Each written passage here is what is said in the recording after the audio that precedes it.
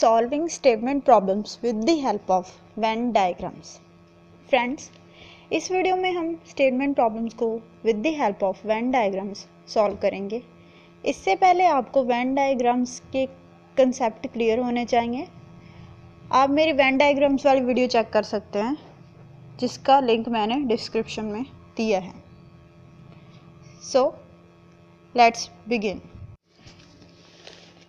In a survey of 25 students, मतलब total students हैं हमारे पास 25, तो n of u is equal to 25. It was found that 15 had taken mathematics. अगर हम set of students who had taken mathematics को हम m से denote करेंगे तो n of m is equal to 15. 12 had taken physics. अगर जिन्होंने physics लिया है उनके सेट को हम p से रिप्रेजेंट करेंगे तो n of p is equal to 12. 11 had taken chemistry, तो n of c is equal to 11. 5 had taken mathematics and chemistry. अब इसमें and आ गया तो m intersection c, मतलब n of m intersection c is equal to 5. 9 had taken mathematics and physics. n of m intersection p is equal to 9. 4 had taken physics and chemistry, मतलब n of p intersection c is equal to 4. 3 had taken all three subjects, मतलब n of m intersection p intersection c is equal to 3. तो हमें पता क्या क्या करना है। Find the number of students that had taken only chemistry, only mathematics, only physics. Physics and chemistry but not mathematics. Mathematics and physics but not chemistry. Only one of three subjects, at least one of three subjects, none of three subjects. Let U is equal to set of students surveyed. M is equal to set of students who had taken mathematics. P is equal to set of students who had taken physics. C is equal to set of students who had taken chemistry. अब हम question के according Venn diagram बनाएंगे। तो Venn diagram हमारी कुछ ऐसे बनेगी। जो हमारा मैथमेटिक्स वाला सर्कल है उसे हम M से रिप्रेजेंट करेंगे, केमिस्ट्री वाले सर्कल को हम C से रिप्रेजेंट करेंगे और फिजिक्स वाले सर्कल को हम P से रिप्रेजेंट करेंगे। और इसके अलग अलग सेक्शंस को हम अलग अलग नेम दे देंगे। सबसे पहले हमारे पास गिवन है n of m is equal to 15। अब हम देखेंगे कि m वाले सर्कल में कौन कौन से लेटर आते हैं, A, D, E, G। तो हम इसे ऐसे लिख सकते हैं A plus D plus E plus G is equal to 15। ये हमारी फर्स्ट इक्वेशन है। नेक्स्ट हमें गिवन है n of P is equal to 12। अब फिजिक्स वाले सर्कल में कौन कौन से लेटर आते हैं, D, C, G, F। तो हम इसे लिख सकते हैं D plus C plus G plus F is equal to 12। ये हमारी सेकेंड इक्वेशन है। तो थर्ड हमें गिवन है n of C is equal to 11। तो C वाले सर्कल में कौन कौन से लेटर्स आ जाते हैं, E, G, F and B।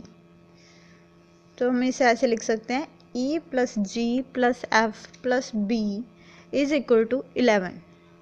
ये हमारी थर्ड इक्वेशन है। तो नेक्स्ट हमें गिवन है n of m intersection c is equal to 5। तो m इंटरसेक्शन c में कौन कौन से लेटर आ जाते हैं, m इंटरसेक्शन c वाले सेक्शन में E plus G is equal to 5। तो ये हमारी फोर्थ इक्वेशन है। नेक्स्ट है n of m intersection p is equal to 9। तो हम इसे ऐसे लिख सकते हैं d plus g is equal to 9। This is our fifth equation. Next is n of p intersection c is equal to 4। इससे हम लिख सकते हैं g plus f is equal to 4। ये हमारी सिक्स्थ इक्वेशन है। एक और चीज़ हमें गिवन है n of m intersection p intersection c मतलब g इज इक्वल टू 3। क्योंकि अब हमें g की वैल्यू पता है तो हम इसे इक्वेशन नंबर 4, 5 एंड 6 में पुट करके e, d और f की वैल्यू फाइंड आउट कर सकते हैं। तो हमारे पास वैल्यूज़ आ जाएंगी e is equal to 2, d is equal to 6 and f is equal to 1। Putting the values of g, e, d and f in 1, 2 and 3 हमारे पास आ जाएगा a is equal to 4, c is equal to 2 and b is equal to 5। तो first question था कि number of students हमें पता करने हैं जिन्होंने सिर्फ केमिस्ट्री रखी है। तो अगर हम केमिस्ट्री वाले सर्कल में देखें तो ओनली केमिस्ट्री वाला सेक्शन कौन सा है? बी। मतलब बी की वैल्यू हमारा आंसर होगा। तो बी की वैल्यू कितनी है? B is equal to 5। तो जिन्होंने सिर्फ केमिस्ट्री रखी है वो वाले स्टूडेंट कितने हैं? 5। अगला क्वेश्चन है ओनली मैथमेटिक्स वाले कितने थे? तो मैथमेटिक्स में हमें ए की वैल्यू पता करनी थी। तो ए की वैल्यू है 4। सो ओनली मैथमेटिक्स जिन्होंने रखा है वो स्टूडेंट्स कितने हैं? 4। Third question is only physics. Only physics वाले कौन से? C is equal to 2। Next question is physics and chemistry but not mathematics. Physics and chemistry but not mathematics मतलब एफ की वैल्यू पता होनी चाहिए हमें। तो एफ की वैल्यू कितनी है? 1। तो next is mathematics and physics but not chemistry. तो डी की वैल्यू कितनी है? 6। तो ये हमारा आंसर है।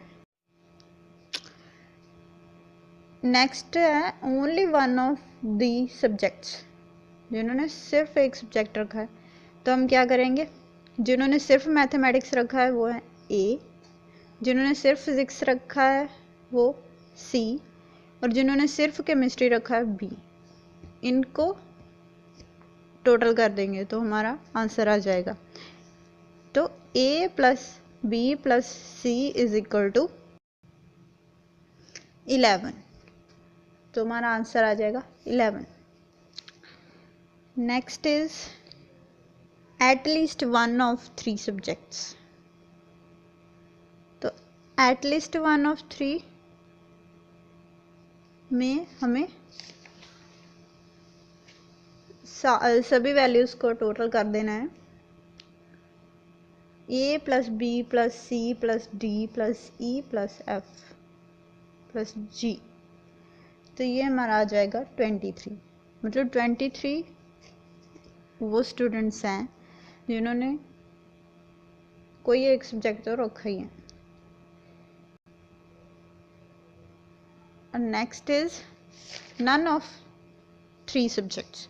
जिन्होंने कोई सब्जेक्ट नहीं रखा वो हम कैसे निकालेंगे? टोटल स्टूडेंट्स में से वो स्टूडेंट माइनस कर देंगे जिन्होंने एटलीस्ट 1 तो रखा ही है। मतलब 25 माइनस 23 इज इक्वल टू 2। मतलब 2 स्टूडेंट्स ऐसे हैं जिन्होंने ना तो फिजिक्स रखा, ना केमिस्ट्री और ना मैथमेटिक्स।